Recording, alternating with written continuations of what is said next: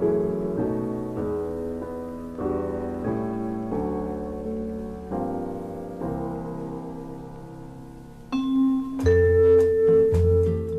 sou Elvira Schwartz e hoje eu vou mostrar para vocês um pouco do meu trabalho, o que eu faço, que é arte em vidro. E a gente vai ver desde o vidro derretido dentro do forno até a peça pronta, finalizada.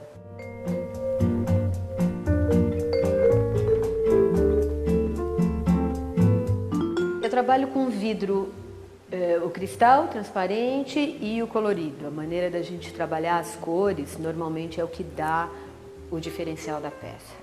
Quando a gente vê a cor no vidro, muita gente se pergunta como é que você coloca a cor dentro de um vidro. Tem algumas maneiras da gente colocar cores dentro do vidro, mas a cor é sempre oriunda de um metal. Ela é um óxido de um metal. Então, por exemplo, o óxido de ferro faz vidro verde, o óxido de cobalto faz vidro azul, o óxido de ouro faz vidro vermelho, por isso tão cobiçado o vidro vermelho, né?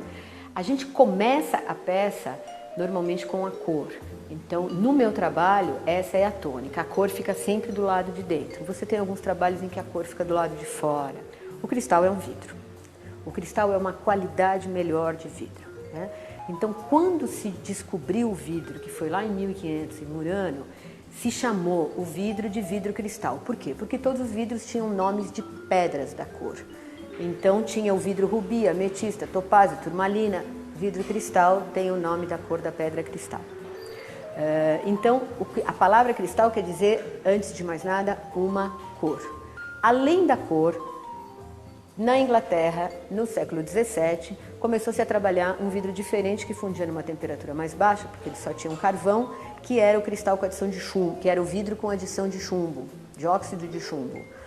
Hoje não se usa mais o óxido de chumbo, a palavra cristal continua, se usa mais o óxido de potássio, tudo que vocês estão vendo aqui é feito com óxido de potássio e a gente tem uma qualidade tão boa quanto a de cristal de chumbo, porque o cristal de chumbo é um metal pesado, o vidreiro se prejudica trabalhando, o ambiente fica contaminado de metal pesado, tá? Então toda vez que a gente falar em cristal, a gente está falando de um vidro. Nem todo vidro é cristal, mas todo cristal. O cristal é uma qualidade especial de vidro. Quando você está trabalhando com vidro quente na ponta da cana, você está brincando com a gravidade. Então você está o tempo todo girando a cana para a peça não cair, né? Então na hora que você puxa um fio, ele está reto. Se você deixa um pouquinho, ele vai descendo.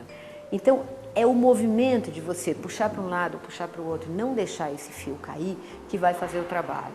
Então a curvatura, eu diria que é quase como se eu amparasse o vidro para ele não cair de mais ou não cair de menos até chegar no formato que eu imaginei.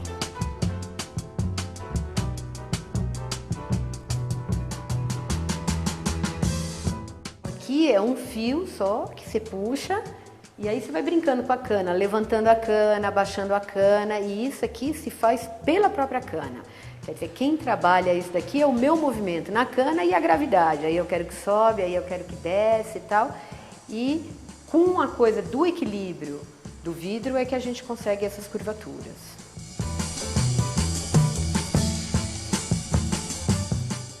Essa é uma peça que volta em média 60 vezes para o forno. Então a cada 5 minutos ela esfria e a gente reaquece e volta para o forno. A cada vez que esquenta, coloca um fio. Os movimentos têm que ser muito precisos e bem definidos. O fio tem que entrar no seu lugar certo. Se passar um fio cruzado, estragou a peça.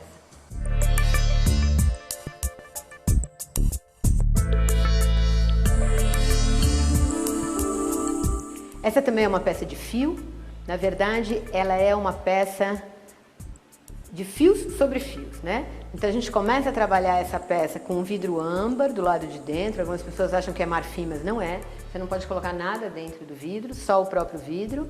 Então é um vidro âmbar dentro, uma camada de cristal, e depois dessa camada de cristal tem fios de cor. Então tem o fio preto, tem o fio alaranjado e por cima de tudo uma cobertura de cristal.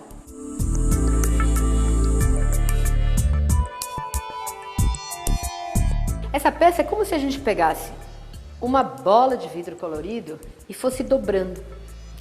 Cada prega que eu faço, ela ao mesmo tempo acentua a cor e cria um espaço. Nesse espaço, quando eu vou fazer a cobertura de cristal, é que vem a bolha. Porque o cristal não consegue entrar no meio desses espaços, desses buracos que se criaram, então cada bolha de ar é a sobra, vamos dizer assim, de um ar que ficou dentro, né? Então o ar fica represado dentro e ele dá essas formas de bolhas incríveis.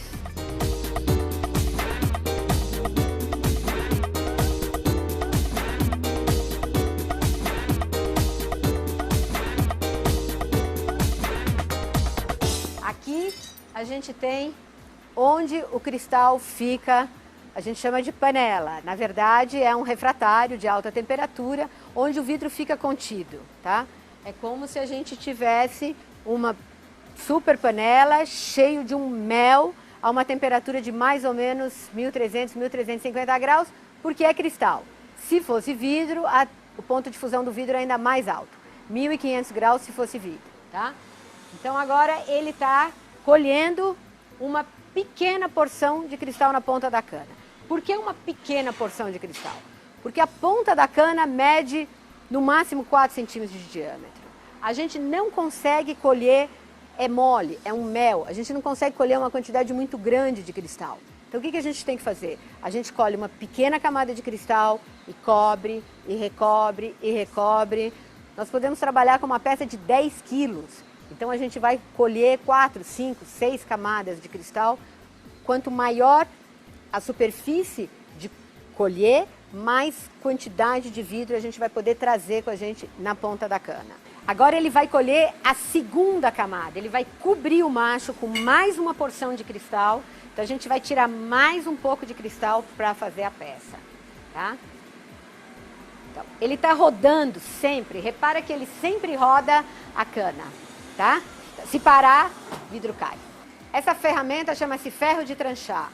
Ele está tranchando a peça, ou seja, ele está separando o que é peça do que é morse, que é essa parte que fica grudada na cana. O que ele tem na mão é um jornal molhado, jornal mesmo. Pega um caderno do Estado de São Paulo, Folha de São Paulo, dobra e faz o jornal molhado. Esse é o ponto que a peça está esfriando, é o ponto mais crítico do vidro, é onde ele pode estourar. Quando ele está vermelho incandescente, ele está mole e não estoura. Agora é perigoso. Achata, o Márcio vai achatar o fundo. Isso daqui ele está fazendo o fundo da peça. A boca do vaso vai estar para esse lado aqui. Então aí ele está fazendo mais a cinturinha da peça.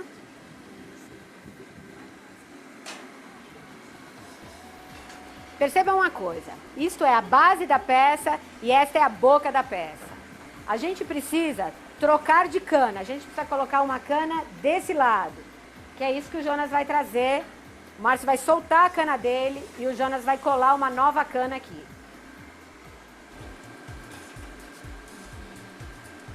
Ele está preparando o pontel. Isto é o pontel. Ele vai marcar aqui atrás, ele vai colar aqui atrás.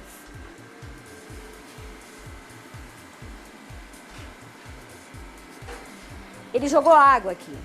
Essa água é para quebrar a peça no lugar certo. E aqui a gente vai mexendo a cana até sentir que o vidro ali endureceu, ó. Tá vendo? Ainda tá mole. Daqui a pouquinho, quando a gente mexe aqui, mexe lá também. Aí a gente já sabe que já endureceu aquele primeiro vidro que ele colocou ali e aí já tá no ponto de quebrar. Quando quebrou, a boca ficou toda quebradiça, pontas, caquinhos e tal. Então agora ele vai esquentar para deixar a boca bem uniforme. Este forno é o forno que só aquece a peça. Aqui dentro a gente não tem nada além de 40 pequenos bicos de maçarico que se acendem ao mesmo tempo e que mantêm uma temperatura super quente.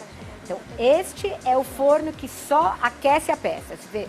Ele aquece tanto a peça que ela fica quase na mesma temperatura do vidro que saiu da panela.